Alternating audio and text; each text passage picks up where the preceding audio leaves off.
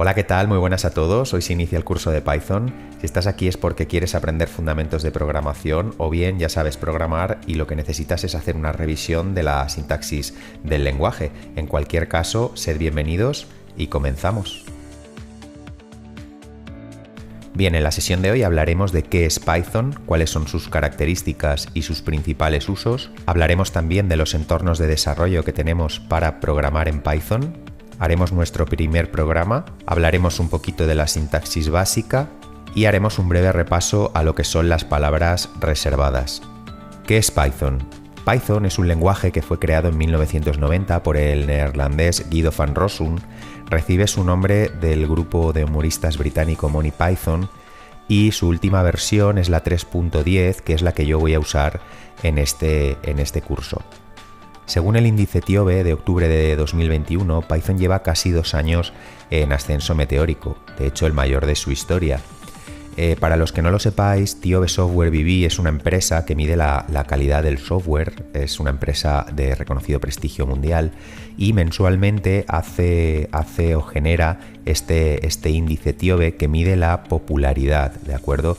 Mide la popularidad de los lenguajes de programación, para ello se basa en las búsquedas que los usuarios hacemos en los motores más populares, pues como Google, Amazon, Indeed, Wikipedia. Entonces, es importante recalcar que el índice TIOBE no mide ni lo bueno o lo malo que es un software de desarrollo, no mide si este software es mejor que el otro, no mide siquiera la cantidad de proyectos que se realizan o la cantidad de programadores que trabajan con un determinado software de desarrollo. Lo único que mide es la popularidad, es decir, lo demandado, las búsquedas que se están haciendo de un determinado lenguaje de desarrollo, ¿vale? Eso lo tenéis que tener claro.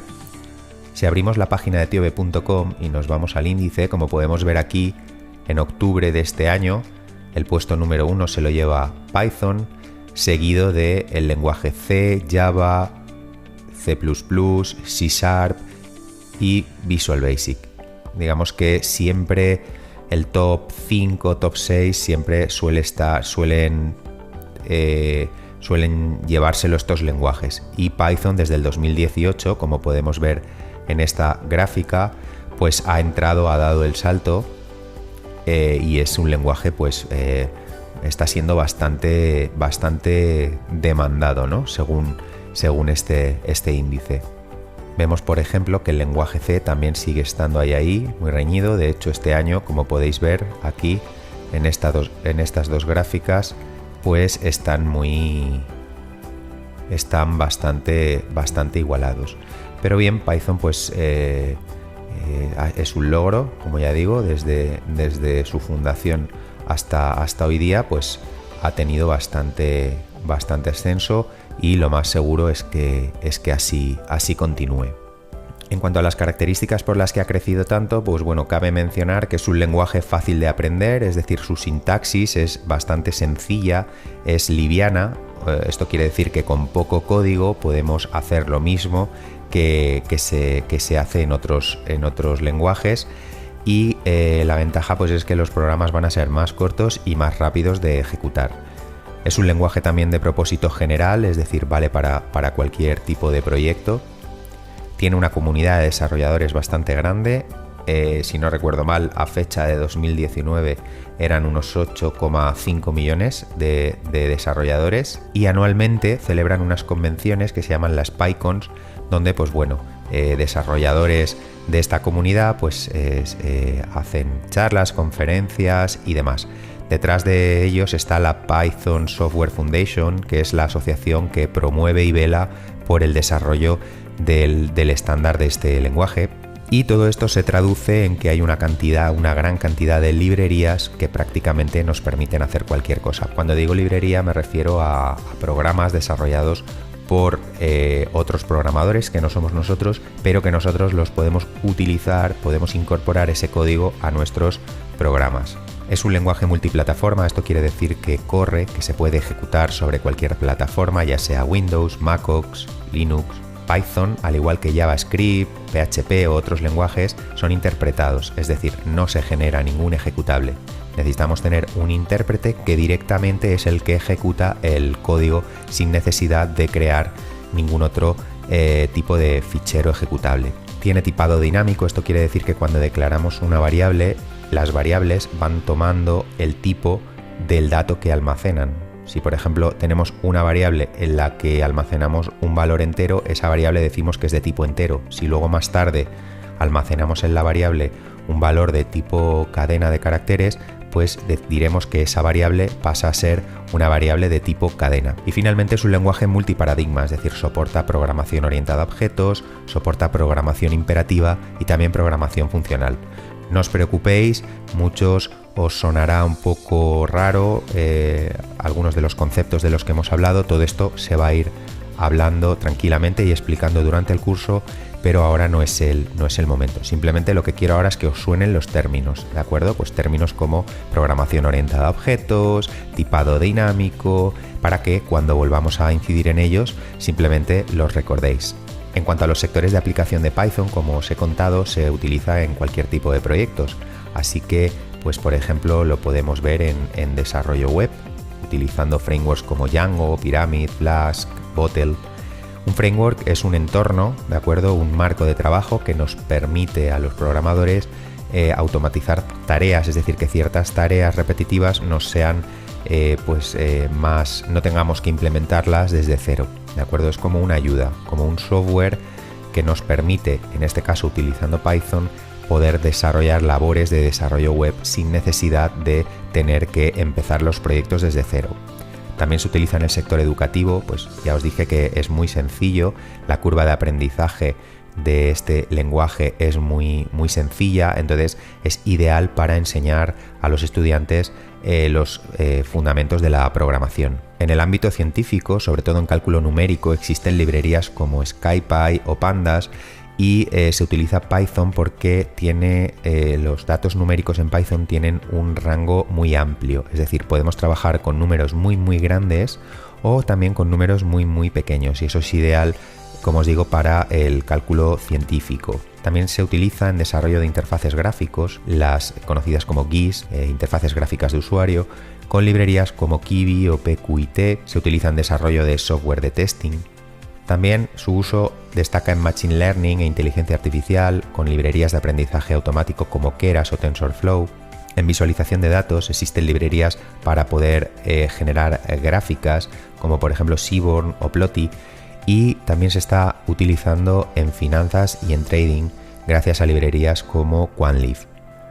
Bien, este sería un ejemplo de código en Python. No voy a entrar a explicarlo ahora línea por línea, simplemente quedaros con que en cada línea corresponde a una instrucción, que esto es una función definida por el usuario y que aquí lo que estamos haciendo es definir variables, es decir, crear variables en memoria. La memoria es como un conjunto de cajones, ¿no? Entonces, cada cajón está nombrado con una dirección, a la que llamamos dirección de memoria, y en cada uno de esos cajones, en cada una de esas direcciones de memoria, se pueden almacenar datos.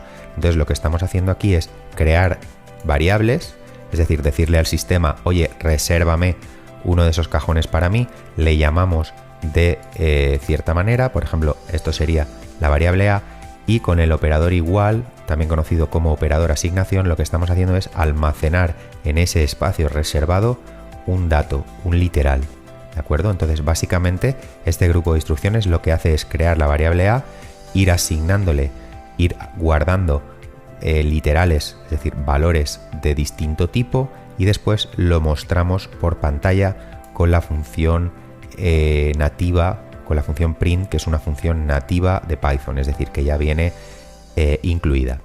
Como os digo, más adelante lo explicaremos instrucción por instrucción, ¿de acuerdo? En cuanto a los entornos que tenemos para desarrollar en Python, los conocidos como IDEs o interfaces gráficas de usuario, básicamente hay dos opciones. Uno es online, se llama Jupyter Lab, aquí os dejaré la dirección por si lo queréis investigar. Yo en este curso no lo voy a utilizar porque, bueno, trabaja con unos servidores remotos. A veces pensar que hay muchos cientos de miles de usuarios a lo mejor en línea conectados, y esto hace pues que vaya un poco lento, que se produzcan errores en la carga y demás. A mí me gusta instalarlo en local. Entonces lo que vamos a hacer es instalar Python, ya os he dicho la versión 3.10, el intérprete de Python, y después instalaremos un entorno de desarrollo. Hay muchos, por ejemplo los más conocidos, Visual Studio Code, Sublime Text. Yo voy a trabajar con uno que se llama PyCharm. Bien, pues ya estamos en la página de python.org, ¿vale? Y vamos a descargar, nos vamos a la sección de Downloads. Yo voy a trabajar en Windows y nos vamos a la última versión, la 3.10, y dependiendo de vuestra versión de Windows, yo tengo el Windows Home 10 de 64 bits, así que yo voy a descargar este instalador. Una vez ya habéis descargado el fichero, botón derecho, lo ejecutamos como administrador. Yo ya lo tengo instalado, entonces a mí me aparece esta pantalla de si quiero modificarlo, repararlo o instalarlo. Vosotros, cuando lo instaléis por primera vez, os va a aparecer algo así. Entonces lo que tenéis que tener precaución es de marcar este checkbox, ¿vale? Que dice añadir Python 3.10 a la variable de sistema path. Esto es para que lo ejecutéis desde donde lo ejecutéis, desde cualquier ruta, el intérprete de Python encuentre vuestros programas. Y luego no os compliquéis con la instalación personalizada. Directamente le dais a Install Now, que tome la ruta por defecto de Python, no la modifiquéis y ya está. Es una instalación muy sencillita. Siguiente, si os hace alguna otra pregunta, todo por defecto y ya está. Bien, una vez instalado el intérprete, lo que haremos será con el comando cmd abrir una ventana de símbolo del sistema y escribiendo el comando py, como habéis visto, cambiará el prompt del sistema y nos aparecerá la triple flecha. Esto quiere decir que ya estamos dentro del intérprete de Python. Además vemos que tenemos instalada la versión 3.10, que es la versión de 64 bits y que yo estoy sobre sistema operativo Windows. Aquí ya podemos escribir instrucciones Python, ¿de acuerdo? Nos va a entender perfectamente. Por ejemplo, si yo quiero definir la variable a y asignarle el valor 5, pulso intro y ya el sistema ha creado esa variable y la ha inicializado a ese valor. Si yo ahora quiero mostrar el valor de esa variable, utilizo la función nativa print y como veis me muestra por pantalla el valor de esa variable. Entonces, como os digo, ahora mismo en este sistema se podría programar en Python, pero no es operativo, ¿de acuerdo? Para un script, para un programa con pocas líneas de código podría resultarnos útil, pero cuando tenemos proyectos muy grandes donde hay muchísimos módulos, donde hay muchísimos ficheros, cada fichero puede tener cientos o miles de líneas de código, programar así no es operativo. Entonces por ello utilizamos los interfaces gráficos de usuario, porque entre otras cosas nos permiten manejar proyectos, carpetas, nos permiten navegar entre ellos, nos permiten trabajar con varios ficheros a la vez y sobre todo algo muy interesante que es que nos dan asistencia, nos dan ayuda, nos ayudan, por ejemplo, pues nos completan instrucciones, nos permiten saber qué parámetros necesita una función, nos ayudan con errores. El siguiente paso sería, como digo, descargarnos el IDE PyCharm. Esta es su página web y hay dos versiones.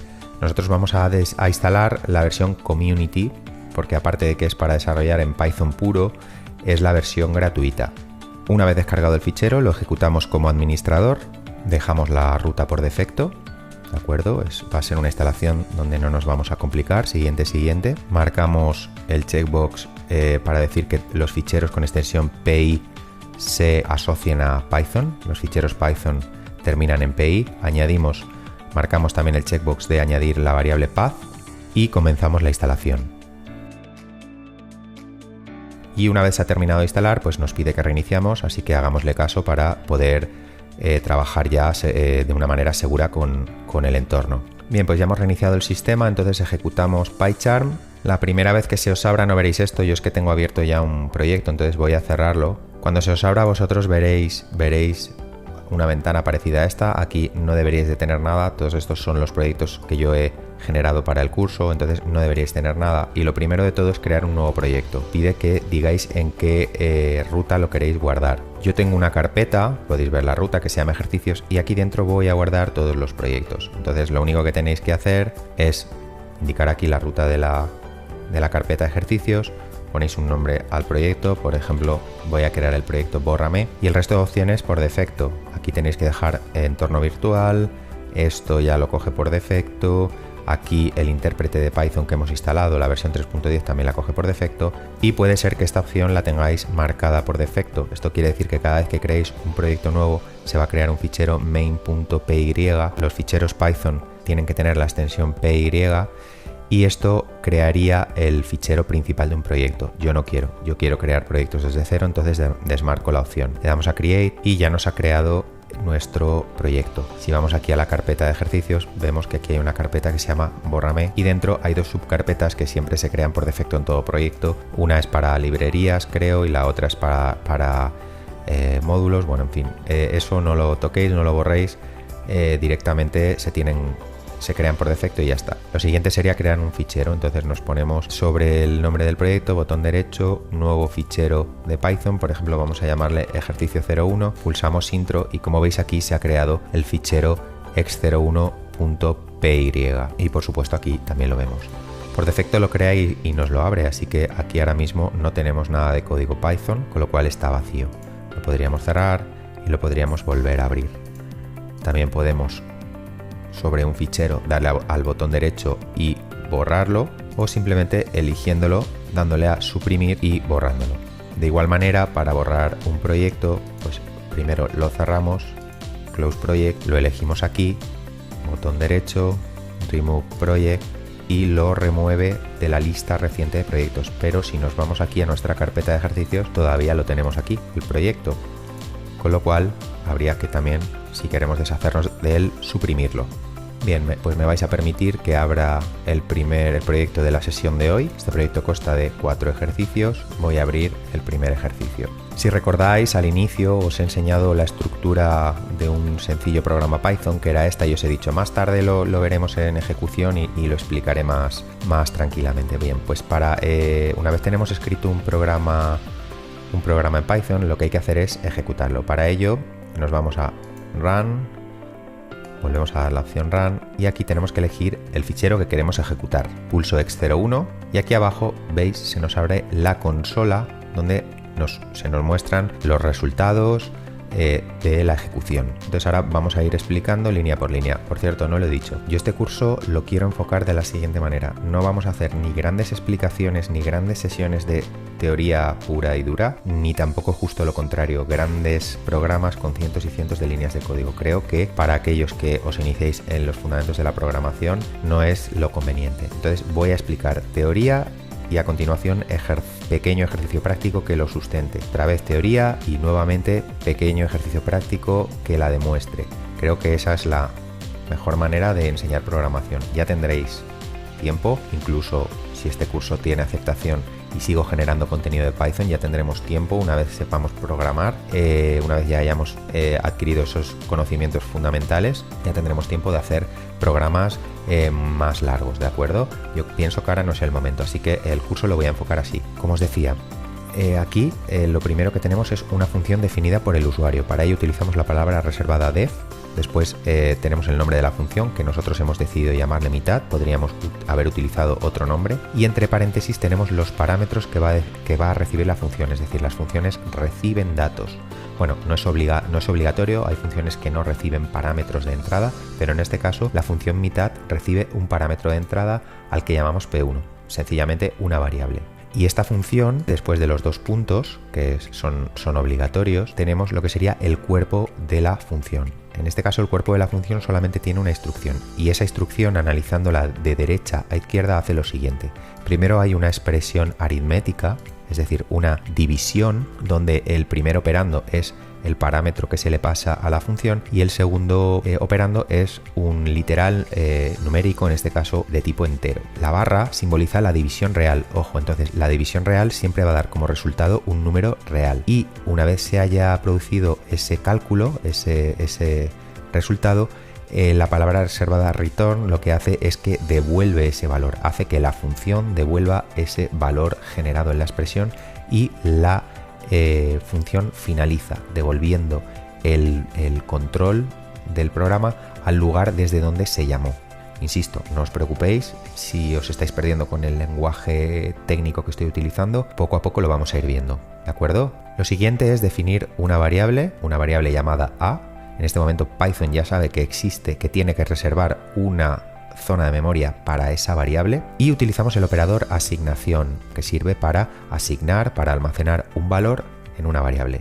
Y en la derecha del operador vamos a colocar el valor literal, o también a veces la expresión que producirá un resultado que es el que queremos almacenar. En este caso, entre comillas, ponemos una cadena de caracteres, ¿de acuerdo? Es decir, una secuencia ordenada de caracteres que queremos almacenar. Entonces, como en Python hay tipado dinámico, si almacenamos una variable, si almacenamos un literal de tipo cadena, automáticamente A va a pasar a ser de tipo cadena. Y a continuación llamamos a la función nativa print y lo que me va a hacer es mostrar primeramente el valor contenido en A y después separándolo con coma, ¿de acuerdo? Como print es una función, print es una función que se le pueden pasar muchos parámetros, siempre y cuando los separemos con comas. Este segundo parámetro que se le pasa a la función print va a ser la llamada a otra función, que es la función type, que es otra función nativa, y a la función type lo que hay que pasarle es el nombre de una variable y nos va a decir de qué tipo es esa variable, mejor dicho, qué tipo de dato contiene esa variable. Entonces, esta instrucción produce esta salida. Como veis, hola es el contenido de la variable A y luego el resultado que devuelve la variable type A sería este, class str, es decir, nos está diciendo que A es de tipo string en inglés, tipo cadena de caracteres. Siguiente instrucción, pues a A se le asigna el valor 7.0, que es un valor real, también conocido como decimal, flotante o en inglés float, así que la siguiente instrucción, que vuelve a ser la misma, nos va a mostrar el nuevo valor de A, es decir, ahora ya A ya no contiene el literal hola, ahora A vale 7.0, es decir, el literal hola se perdió, se sobreescribió, como decimos en programación, se machacó. Entonces volvemos a mostrar el nuevo valor de A y también el nuevo tipo de A, que ahora mismo es float, como os digo, es valor real. Siguiente instrucción, llamamos a otra función nativa del lenguaje Python, que es la función int, a la que le pasamos la variable A. ¿Y qué es lo que hace int? Pues int es una función nativa que, pasándole un valor de tipo real, lo que hace es que desprecia la parte decimal y nos devuelve solamente la parte entera. Así que en cierta manera estamos convirtiendo una variable de tipo float en una variable de tipo entero. El valor que devuelve es 7, así que ese 7 se va a almacenar en A, con lo cual ahora A pasa a valer 7 y pasa a ser de tipo entero, como podemos demostrar en la siguiente instrucción print. Aquí lo tenemos. Por cierto, ¿recordáis que hace un rato os he comentado que los entornos gráficos de usuario como PyCharm nos dan asistencia? Mirad lo que ocurre si yo pongo el cursor encima de la variable int.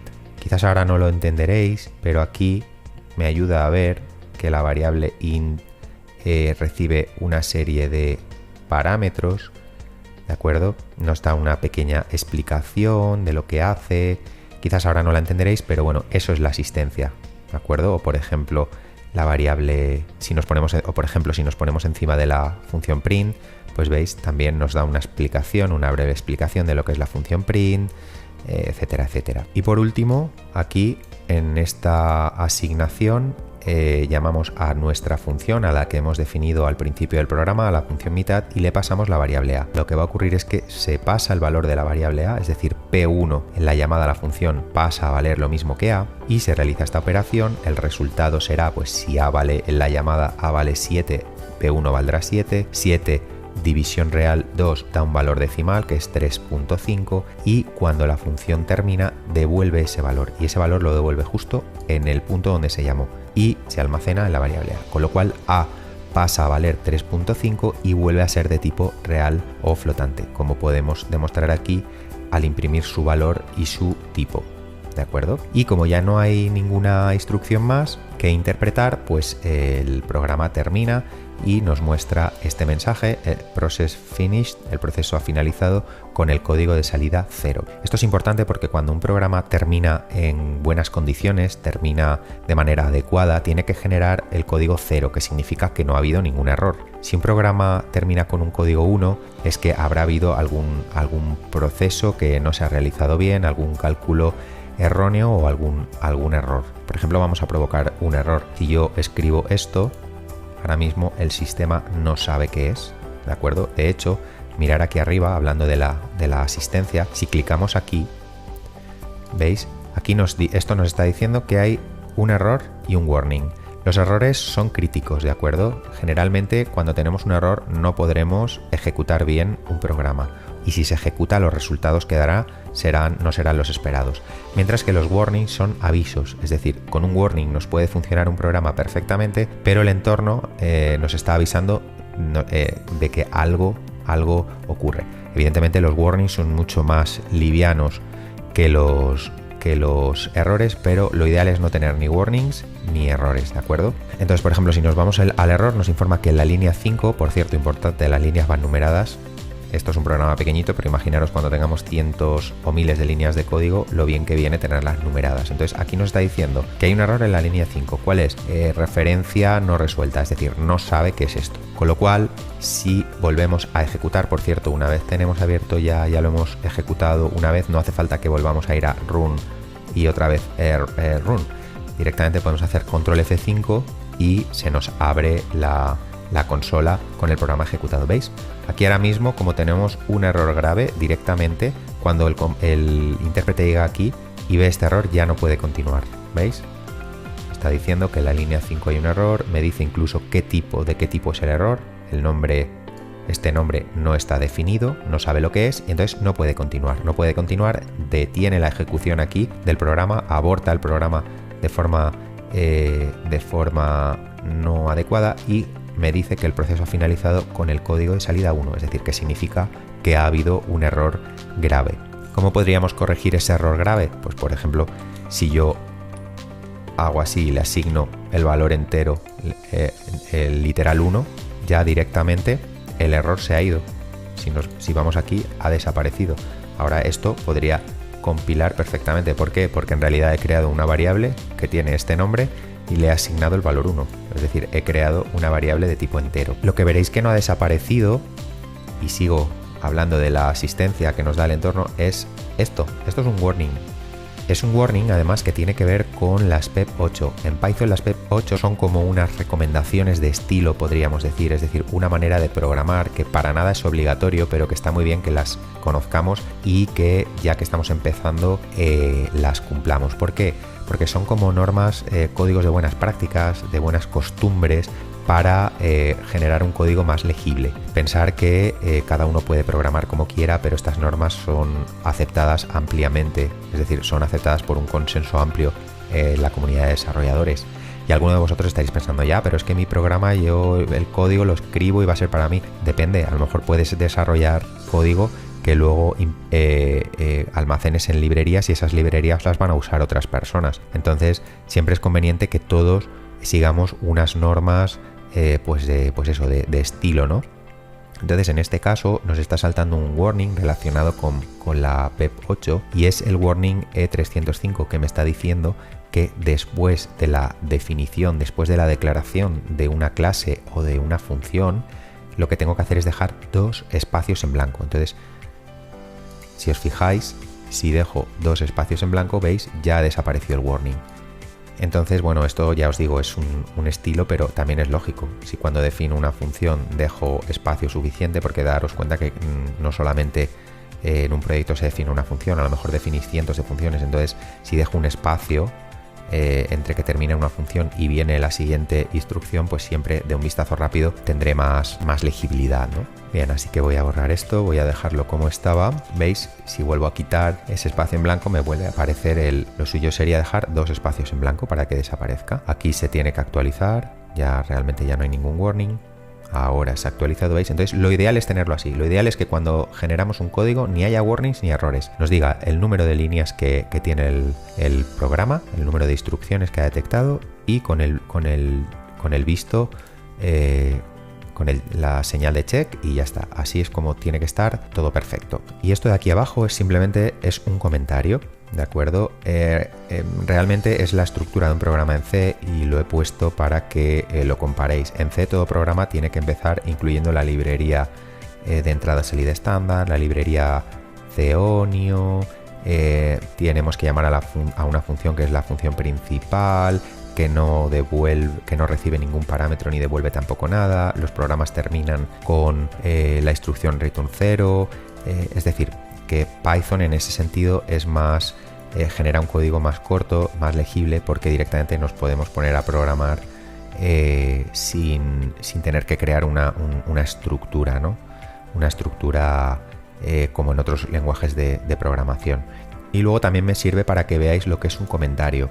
Esto es un comentario múltiple, ¿de acuerdo? Los comentarios múltiples se encierran entre comillas triples. Comilla triple de inicio, comilla triple de fin. Un comentario es, pues como su nombre indica, para poder almacenar aclaraciones o notas aclaratorias y que no queremos que el compilador interprete como instrucciones. ¿De acuerdo? Fijaros qué ocurre si yo quito las comillas. Fijaros la cantidad de errores y warnings que se me han generado, porque claro, él llega aquí y él no reconoce esto como una instrucción, con lo cual error, esto tampoco, esto tampoco, esto tampoco. Entonces, ¿veis?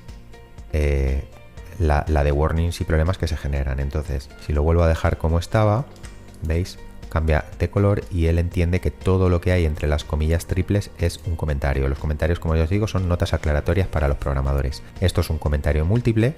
Puedo escribir tantas líneas como quiera y esto es un comentario simple. Cuando utilizamos el hashtag es para indicar al intérprete que todo lo que hay en la línea es un comentario, ¿de acuerdo?